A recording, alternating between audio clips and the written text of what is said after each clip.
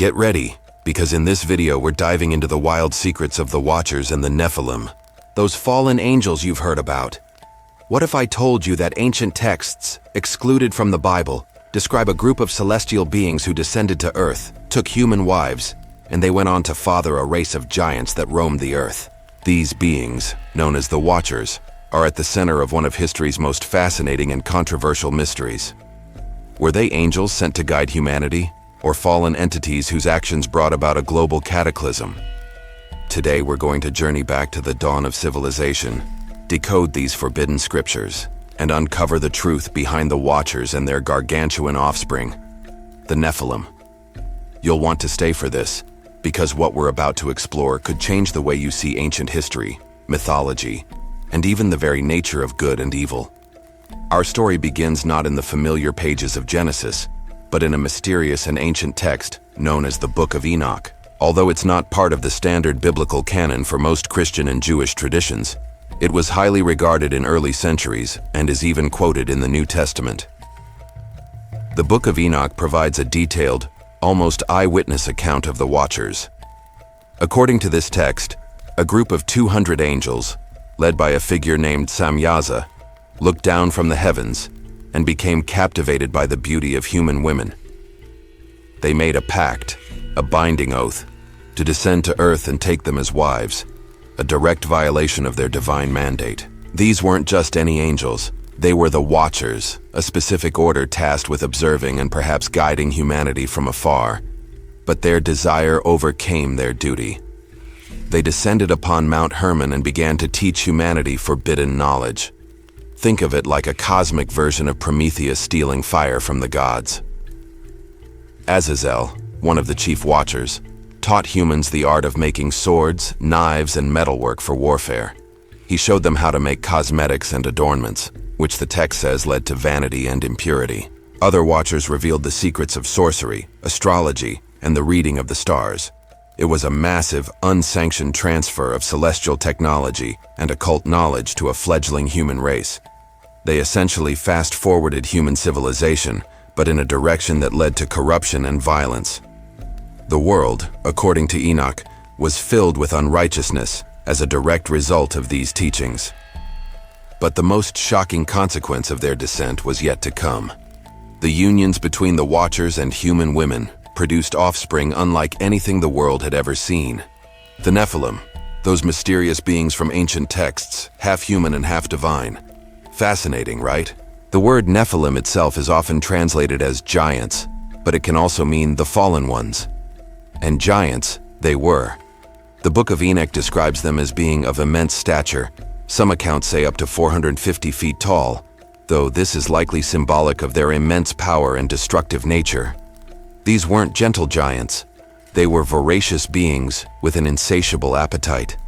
After they had consumed all of humanity's food supplies, they began to turn on humans themselves, and then, in a terrifying turn, on each other. They filled the earth with violence, chaos, and bloodshed, corrupting all life. Now, you might be thinking this is just one ancient, obscure book. But the story doesn't end there. You can totally see hints of this story right in the mainstream biblical text, you know.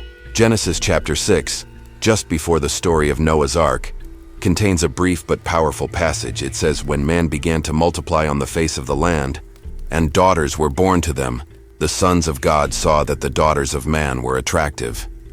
And they took as their wives any they chose." The Nephilim were on the earth in those days, and also afterward. When the sons of God went into the daughters of man, and they bore children to them, they were the legendary men from back in the day, the ones everyone knew. Who are these sons of God? Many theologians and scholars believe this is a direct reference to the same angelic beings called the Watchers in the Book of Enoch. The timeline matches perfectly. First, the sons of God cohabit with human women. Second, the Nephilim appear on earth. Third, God sees the immense wickedness on the planet and decides to cleanse it with a great flood. It's almost as if Genesis 6 is a condensed summary of the more detailed account found in Enoch. The flood of Noah wasn't just a response to human sin.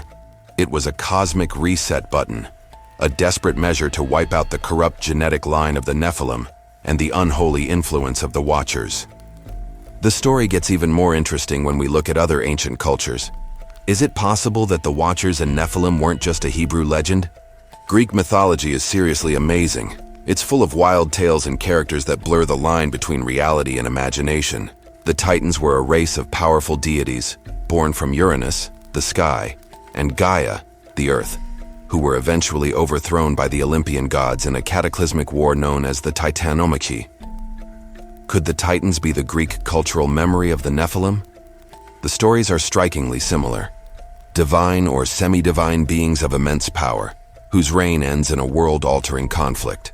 Consider the tales of the Anunnaki from ancient Sumerian and Mesopotamian texts. These were a group of deities who came down from the heavens to earth. They were said to have interacted with humanity, taught them skills, and even genetically engineered modern humans to serve as a slave race. While the motivations are different, the core elements are there. Powerful beings from the sky, descending to earth, interacting directly with humanity, and altering the course of our history. From the Asuras of Hindu lore to the sky beings in countless Native American traditions, the idea of powerful non-human entities descending from above is a recurring theme across the globe. Could these all be different cultural interpretations of the same core event, the descent of the Watchers? So what happened to them? The Book of Enoch gives us a grim conclusion. The Watchers were judged for their transgression. They were bound and cast into the abyss, a place of darkness to await their final judgment at the end of days. This is where the story takes a turn towards the truly sinister. According to these texts, the disembodied spirits of the slain Nephilim were not allowed to rest. Because they were of a mixed, unholy origin, part spirit, part flesh, they were cursed to wander the earth as evil spirits, or what many today would call demons. The text states they will afflict, oppress, destroy, attack, do battle, and work destruction on the earth. This provides a fascinating alternative origin story for demonic forces, not as angels who fell with Lucifer in a primordial war, but as the ghostly, malevolent remnants of the giants who once walked the earth. This raises a profound question. Were the Watchers truly evil, or were they something more complex? Some interpretations paint them as rebellious angels who knowingly defied God out of lust and pride. Others suggest a more tragic view. Perhaps they were beings who, in their desire to help or connect with humanity, crossed a line they shouldn't have, with catastrophic, unforeseen consequences. They gave humanity knowledge, but we weren't ready for it. It was like giving a child a loaded weapon. Their actions, whether born of malice or misguided compassion, unleashed a torrent of chaos that nearly destroyed the world. The legacy of the Watchers and Nephilim echoes through our history, shaping our myths, our religions, and our deepest fears about the unknown. It's a story about boundaries, between the divine and the mortal, between knowledge and wisdom, between ambition and corruption. It's a cautionary tale that asks us to consider the source of our knowledge and the potential consequences of overstepping our natural limits. Whether you see them as fallen angels, extraterrestrial visitors, or symbolic representations of humanity's own capacity for corruption, the story of the Watchers is a powerful reminder that some secrets are forbidden for a reason. What do you think? Were the Watchers misunderstood teachers or sinister corruptors of humanity? Are the myths of giants around the world a shared memory of the Nephilim? Let me know your theories in the comments below. This is a topic with endless layers, and I'd love to hear your perspective. Thanks so much for joining me on this deep dive into one of history's greatest mysteries. If you found this journey as fascinating as I did, please hit that like button and subscribe to the channel for more explorations into the forgotten corners of our past. Ring that notification bell so you won't miss our next video. Until next time, keep questioning.